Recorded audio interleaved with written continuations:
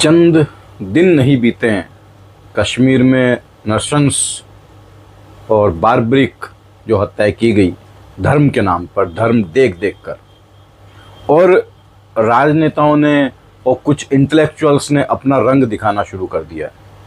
लोगों को कंटेंट मिल गया है, पता नहीं क्या क्या कर रहे हैं। ये मैटर कंटेंट वाला है ही नहीं, मेरे पास तो कुछ ही बोलने के लिए नहीं है।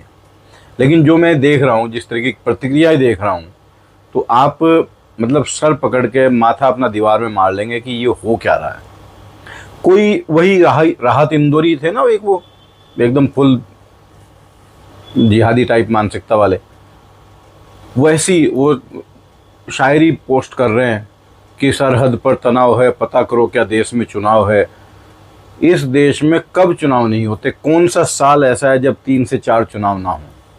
तो वो कौन सा टाइम आएगा जब आप ये सब बकवास करना बंद करेंगे?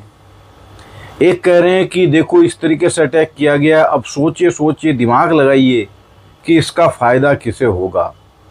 मतलब एक आदमी, अगला आदमी कह रहा है कि मैं आपको इसलिए मार रहा हूँ, और आप जानबूझ के कह रहे हो अरे नहीं नहीं तुझे पता नहीं है, तूने इसलिए नहीं मारा।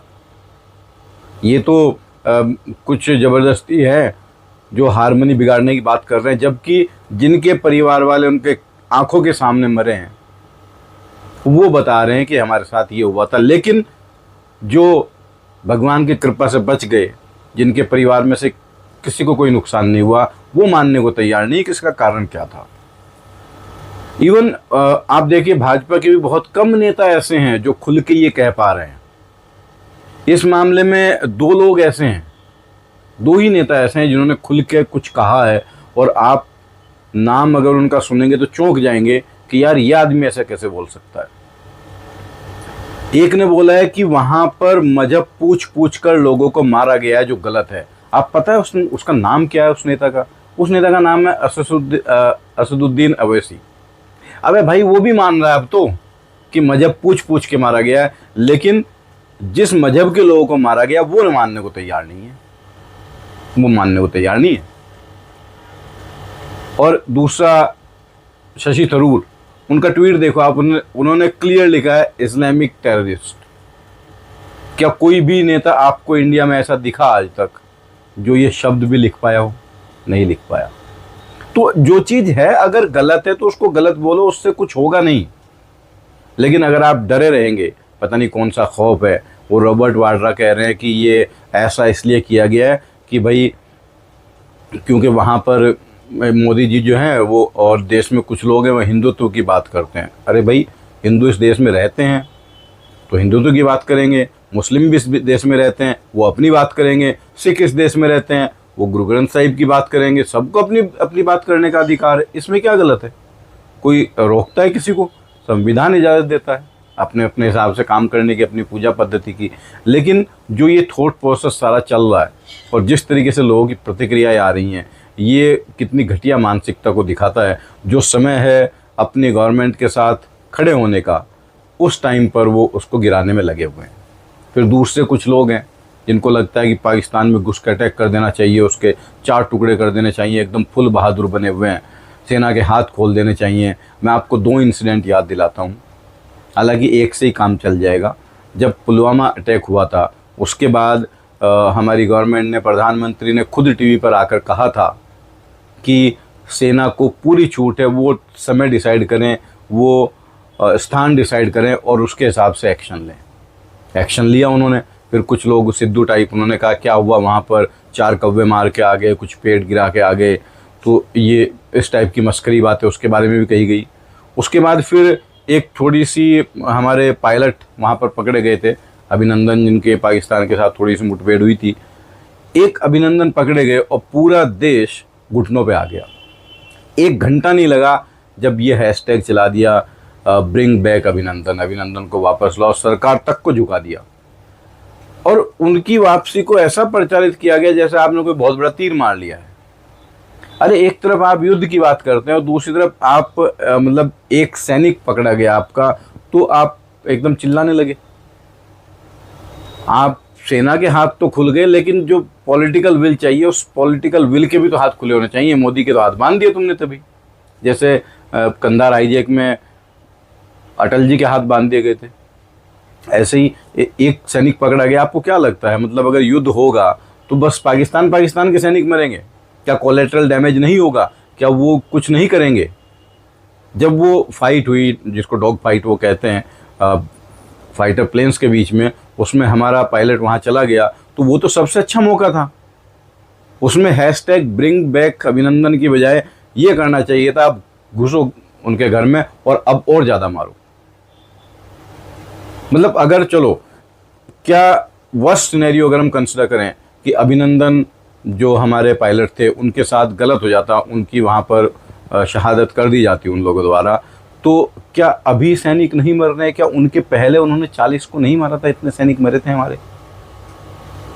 तो हम एक के लिए इतना रोने लगे और अपनी सरकार को एकदम झुका दिया। पाकिस्तान वाले तो खुश हो रहे थे कि देखो कैसे एक सैनिक को लेने के लिए पूरा देश घुटनों पे आ गया है। यहाँ प्रचारित किया गया कि वो उनके पैर कांप रहे थे, ये हो रहा था, वो हो रहा था। ये सब बातें सुन के आप खुश हो जाते हैं। अभी कुछ दिन पहले जो लोग कह रहे थे कि बांग्लादेश में इतना नरसंहार हुआ है, वहाँ पर घुस के अलग कर देना चाहिए, हिंदू इलाके अलग बना देने चाहिए, और वो बांग्लादेश भूल गए। कुछ दिनों पहले कुछ कह रहे थे बंगाल में राष्ट्रीय शासन लगा दो, वो भी भूल गए। अब कह रहे हैं पाकिस्तान पर अटैक कर दो। अरे जो करना होगा गवर्नमेंट को वो करेगी, लेकिन आप गवर्नमेंट के हाथ भी तो खुले छोड़ो। थोड़ा सा भी प्रेशर आता है तो आप गवर्नमेंट पे चढ़ पड़ते हो और पता नहीं क्या क्या हैशटैग चलाने लगते हैं। मोदी जी खुद कंफ्यूज हो जाते होंगे। अरे यार 2 दिन पहले कह रहे थे मारो मारो, अब मारना शुरू किया तो अब कह रहे हैं उन सैनिकों को वापस लाओ। अरे कम से कम भेजते और 20-25 फाइटर जेट। लोगों को लोगों को कहना चाहिए था कि जो राफेल रखे हैं इनमें उड़ा के भेजो। अब ये क्या प्रदर्शनी के लिए हैं? ये मिसाइलें इतनी बना रखी वो किस लिए हैं? तो वापस लाने की बजाय वहीं घुसो और जहां वो है वहां उस फैसिलिटी को बर्बाद करके आओ। तो हमें भी ये सोचना पड़ेगा। देखिए, केवल ऐसा नहीं होता, केवल पॉलिटिकल विल नहीं होती, वो पूरे जो लोग होते हैं अपने देश के, उनके आधार पे चलती है। जब युद्ध होता है तो युद्ध केवल सेना नहीं लड़ती, सेना के पीछे पूरे देश की ताकत होती है। आप एक्शन तो चाहते हैं इजराइल के जैसा, कि गवर्नमेंट इजराइल के जैसा बिहेव करे, पर क्या सिटीजन इजरायली सिटीजन जैसा बिहेव करते हैं? आप रोते रहते हैं इंटेलिजेंस फेलियर, ये फेलियर, वो फेलियर। सबसे अच्छी इंटेलिजेंस इजराइल की है, क्या वो फेल नहीं हुई थी?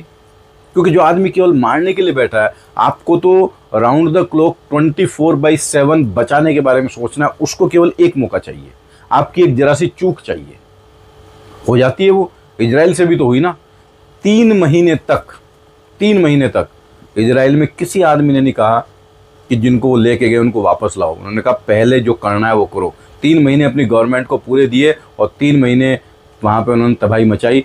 3 महीने के बाद पहली रैली हुई थी वहाँ पर, जब उन्होंने कहा था कि भाई जो लोग वो पकड़ के ले गए, तो नेतन्याहू पे दबाव बनाया था कि अब उनको भी वापस लाओ। तो उन्होंने वो प्रोसेस फिर स्टार्ट किया। लेकिन 3 महीने तक नेतन्याहू फ्री थे, इजराइल की गवर्नमेंट, इजराइल की आर्मी सब फ्री थे कि जो करना है करो। क्या हमारे यहाँ ऐसा होता है? आप बैक डेट में 2019 में जाके देख लीजिए कि जब अभिनंदन वर्तमान पकड़े गए थे तो 1 घंटा नहीं लगा था, गवर्नमेंट पर दबाव बनाना शुरू कर दिया था लोगों ने, ब्रिंग हिम बैक। तो वो जो सारी एनर्जी थी कि जो हमें उन लोगों का, उन अपने शहीदों का, उन अपने सैनिकों का जो मारे गए थे उस अटैक में, उनका बदला लेना हम तुरंत भूल गए थे। उनके बारे में किसने बात नहीं की कि वो 40 या पता नहीं कितनी संख्या थी, वो ऑलरेडी मर गए, उनको ऑलरेडी मार दिया, तो एक और हो जाएगा तो कोई बात नहीं, लेकिन छोड़ो मत, ये किसने नहीं कहा।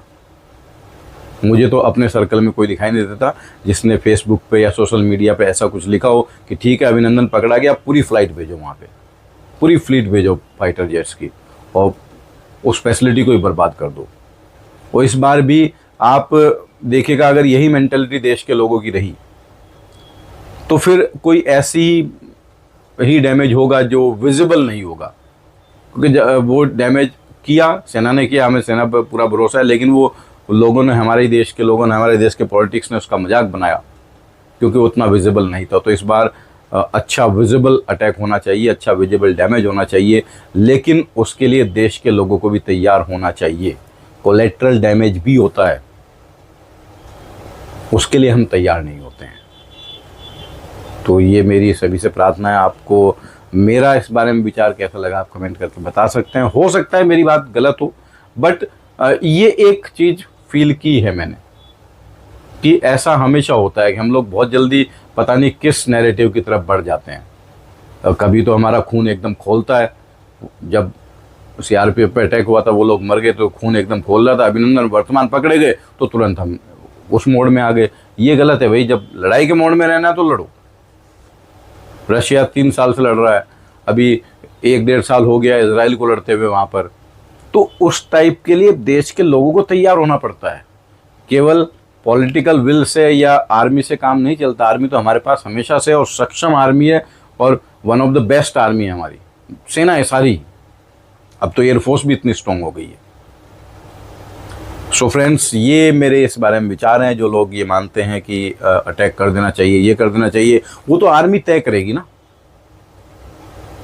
आर्मी तय करेगी क्या करना चाहिए, कितना डैमेज करना चाहिए। लेकिन अगर करना है तो उसके लिए पूरे देश को तैयार होना पड़ेगा। केवल आर्मी के तैयार होने से और केवल पॉलिटिकल विल होने से काम नहीं चलेगा। क्या देश तैयार है इसके लिए, आप कमेंट करके बताइएगा। नहीं तो कहीं फिर से वैसा ना हो जाए कि फिर हम अपनी गवर्नमेंट पे अपने ही अगेंस्ट दबाव बनाना शुरू कर दें। चलिए फिर मिलते हैं नेक्स्ट वीडियो में। तब तक के लिए जय श्री राम, जय भारत, जय हिंद।